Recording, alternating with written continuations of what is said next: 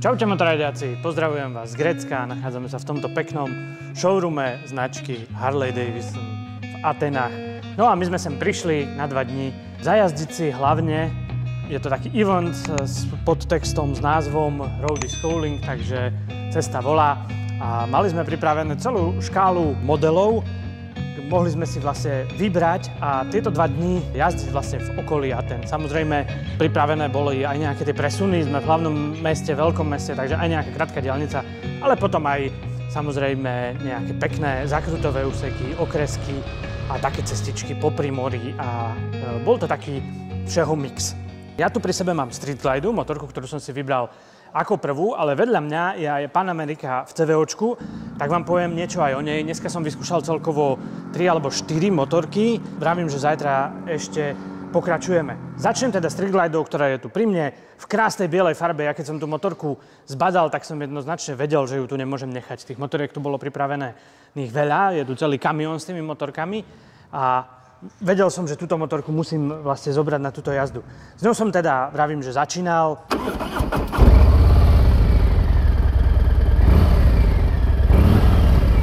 Je to motorka, ktorá je vlastne podľa mňa takým stelesnením toho, ako má Harley vyzerať a pritom to ešte nie je úplne z tých najväčších touringov. Je to taká pre mňa zlatá stredná cesta. Máme tu 117-kový motor, takže veľký, mohutný motor, no ale čo sa týka toho infotainmentu, ten je taký zjednodušený, by som povedal, a od Road Glidy sa líši tým, že ten infotainment je namontovaný vlastne na tých riaditkách a hýbe sa. Spolu teda s riaditkami. Samozrejmosťou je teda plne farebná prístrojovka. Harley toto má vymakané dlhé roky, takže vyzerá to vynikajúco. Samozrejme je tam hudba. Ja som si hneď naladil jedno parádne grécke rádio s gréckou hudbou. Ale každopádne tuto v strede si viete pustiť mapu. Dnes to už má aj konektivitu, dá sa zrkadliť tam aj mapa z telefónu, ale to si vyžaduje pripojenie na interkom, ale vedel som využiť aj tú zabudovanú mapu, no a samozrejme som si užíval to počúvanie tej hudby. Tuto inak je takáto schránka s USB-C-čkom, perfektne vymyslené, jednoduché miesto, kde si odložíte mobil, je v bezpečí a zároveň sa vám teda aj nabíja a môžete využívať tie funkcie. Takže oproti Road Glide, kde je všetko namontované vlastne dookola, tak tu je to pohyblivé na riaditkách, čo by mohlo byť, povedzme, že pocitovo ťažké, ale nebol s tým žiaden problém. Takisto žiadne nejaké vibrácie alebo niečo také. Na tej diaľnici sme išli aj pomerne svižne a potom aj v zákrutových úsekoch. A musím povedať, že nerobilo mi to žiaden problém a fungovalo to dobre. Tá motorka na to, ako vyzerá, ako je obrovská a mohutná, tak musím povedať, že sa ovláda veľmi, veľmi dobre. Ťažisko je nízko je sedlo, to si môžeme hneď aj ukázať. Aj to dvihnutie z bočného stojanu ste videli. Vyzerá mohutne, ale nie je to proste z tých najťažších a najväčších. Je to taký dobrý kompromis medzi nejakou Road Glidou a tu je to také zjednodušené, menšie, kompaktnejšie a tá motorka naozaj nepôsobí až tak veľmi tým autobusovým dojmom. No a preto to je jeden z tých dôvodov hlavných, prečo sa mi na nej dneska jazdilo tak dobre. Motor samozrejme, obrovský krutiak, parádne zrýchlovanie z hoci ktorého kruháču, čož znamenalo, že veľakrát som si teda aj zadriftoval tou zadnou pneumatikou. Samozrejme elektronika tu je, trakčná kontrola, všetky tieto systémy, to všetko je a funguje a postará sa o to, aby to bolo v poriadku, ale ten krutiak je tu mocný, silný. A tie cesty predsa len prašné, sme pri mori, nafúka tam vietor, niekde majú pomerne dosť v Grécku vyleštené tie asfalty, takže treba na to dávať pozor. Motorka teda podľa mňa veľmi dobrá na touring, pritom ľahšia a obratnejšia, nestratí sa ani v meste, mne to príde fakt ako taká zlatá stredná cesta a musím povedať, že strávil som s ňou veľa času a absolútne to neľutujem. Mimochodom vyzerá perfektne spredu. Tieto veľké ledky, potom keď sme si to vymenili a jak som sa na tú motorku pozeral, samozrejme sú tu kufre, kde som si odložil veci. Ja som dosť veľa najazdil aj na Road Glide, čo je za mňa super. Páči sa mi, že je to tam namontované všetko pevne a práve som si myslel, že to je jej najväčšia taká výhoda, že tu, keď to bude namontované na tých riaditkách, že sa to proste prejaví na tých jazdných vlastnostiach, ale musím povedať, že v praxi sa ukázalo, že absolútne nie a dneska by som možno preferoval aj skôr túto Street Glide. Je aj vo verzii s horným zadným kufrom, vo verzii Ultra. Z nej som inak presadol potom na Panameriku. Tá je po novom, tu máme ju vo verzii CVO, čo je teda najvyššia možná výbava, čo sa týka farebného prevedenia a doplnkov, ale nová je aj Panamerica ST, takže tá má menšie kolesá, cestné a nemá vypletané kolesa, ale odlievané. Vlastne Panameriku vo verzii ST vidíme tuto vedľa. Je to cestnejšie zameraná verzia, ale teraz budem viacej hovoriť o CVOčku. Je to vlastne najvyšší model, tak ako aj CVOčka pri iných modeloch Harley Davidson, tak vlastne je to motorka, ktorá je nabuchaná kopou doplnkov a samozrejme špeciálnym lakovaním. To si môžete všimnúť. Čo sa týka tých doplnkov, máme tu tie padacie rámy, tu sú doplnkové svetlá. Tento spodný teda chránič je brutálne hrubý a odolný. Sú tu tieto dekorácie karbonové. Samozrejme teda výfuk, ten je doplnkový. Sedadlo s prešívaním. Iné sú rukovete. Samozrejme trojica kufrov. Proste CVOčková Panamerica je vrchol vlastne tej ponuky, plná elektronika, samozrejme elektronický podvozok a všetky tieto fičúrky. Čo sa týka motoru a zvyšných vecí, tam je to vlastne totožné so základným modelom. Dnes práve, keď som sadol na Panameriku, tak sme boli v takých pekných zákrutových úsekoch.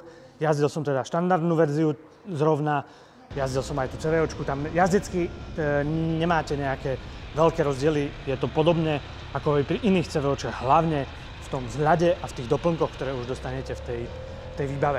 Panamerica je motorka, ktorá funguje vynikajúco na cestách. Prišli sme do tých zákrut a klasicky od mora serpentíny, aj horší asfalt a tam na tej Panamerike tam bolo krásne vidno, ako sme s 3 Panamerikami vyslovene zmizli.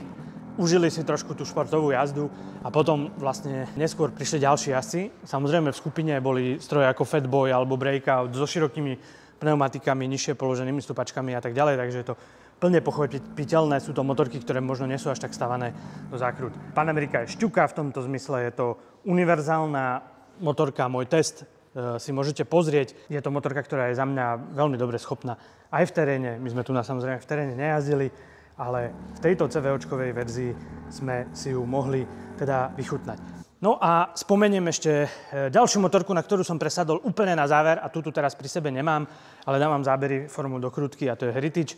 Takisto motorka aj nedávno, minulý rok som ju vlastne testoval v Prešove. Tiež ma veľmi príjemne prekvapila. Je to motorka, ktorá je totálne retro. Veľmi perfektný, taký železný, taký poctivý dojem z nej ide, z tej motorky. A veľmi ma potešil aj ten prejav toho motoru, oveľa viacej tam je ako keby cítiť tie vibrácie, napriek tomu, že to je v podstate ten istý motor, ktorý máme v Street Glide, ale Heritage je veľmi príjemný aj mäkkým a príjemným podvozkom, takže je to fakt taký typický Harley pre človeka, ktorý chce mať to retro a chce si užívať tú jazdu na tom poctivom americkom železe takým tým správnym spôsobom. Tam je veľmi jednoduchá prístrojovka, sú tam všetky dôležité informácie, ale zabalené v takom jednoduchom budíku a veľmi krásne detaily má tá motorka. Na Heritage vlastne si viem predstaviť cruiserovať takto grécko v peknom počasí, slnečnom a jednoducho kochačková, typická cruiserovská jazda. To je niečo, čo sa mne veľmi páčilo. Veľmi som chcel vyskúšať ešte Fatboya, Breakouta a ďalšie modely, takže dúfam, že sa k tomu dostanem ešte zajtra a ak sa mi podarí, tak pripravím aj z tohto nejakú dokrutku. Čaute, pozdravujem ešte raz z Grécka, naša jazda už pomaly končí, tu je dealerstvo Harley Davidson v Atenách, ale ja vám chcem povedať niečo ešte o tejto motorke, čo je posledná, ktorú som dnes jazdil. Je to vlastne lowrider vo verzii ST, takže lowrider, ale s takouto touringovou kapotážou a malými kompaktnými kuframi. A tento navyše je nabitý parádnou výbavou. Tak sa na to pozrite, ako to vyzerá, ako parádne vyšperkovaný motor. Screaming Eagle Performance, čo sa týka podvozku, nájdeme tu upside down vidlicu od Öhlinsu, plne nastaviteľnú. Lowrider má takéto sedadlo veľmi nízke. Zistil som, že tu chýbajú aj zadné stupačky, takže vyslovene, že štýlovka A všetko je veľmi jednoduché. Je tu síce takáto kapotáž, ale nenájdete tu ten obrovský, plne farebný displej, ale všetko je totálne jednoduché. Taká špecialitka, ktorú táto motorka má, sú výfuky Jekyll a Hyde.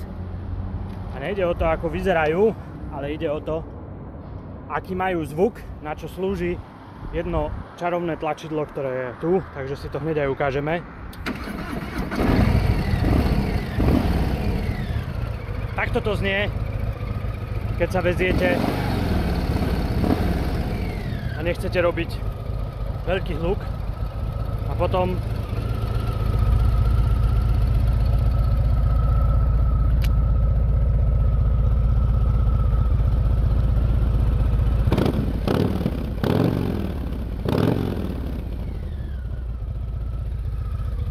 toto je Jekyll a Hyde.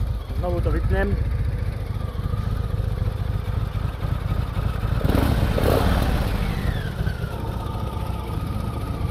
Takže keď ideš večer domov a nechceš rušiť susedov, pekne si to vypneš. A keď sa vezieš krajinou a chceš si užívať krásny zvuk, tak môžeš. Máš vlastne dve možnosti, dva výfuky v jednej mašine. Užiješ si aj poctivý, dobrý, krásny, vyladený zvuk. A vieš jazdiť aj ticho. Táto motorka má pomerne agresívny posed, to sedlo je extrémne nízko a riaditka aj stupačky pomerne vpredu, takže nie je to tak pohodlné, ako bol Heritage alebo ako boli iné touringy. Je to tu hlavne ten štýl a tá jazda, ale treba povedať, že iná, keď sa na to jazdec zvykne, tak je to veľmi príjemné jazdenie aj v zákrutách, ale samozrejme hlavne to cruisovanie v extrémne štýlovom prevedení. To by bolo odo mňa teda všetko z tohto jazdenia. Samozrejme chcem poďakovať importérovi značky Harley Davidson za to, že nás sem pozvali na tieto 2 dni a že môžeme skúšať tieto stroje na týchto parádnych cestách. A ako vždycky ďakujem aj vám všetkým za to, že sledujete Motorride.sk a naše videá a čoskoro sa vidíme už aj na Slovensku. Majte sa pekne, z Grécka vás pozdravuje Avia. Čaute!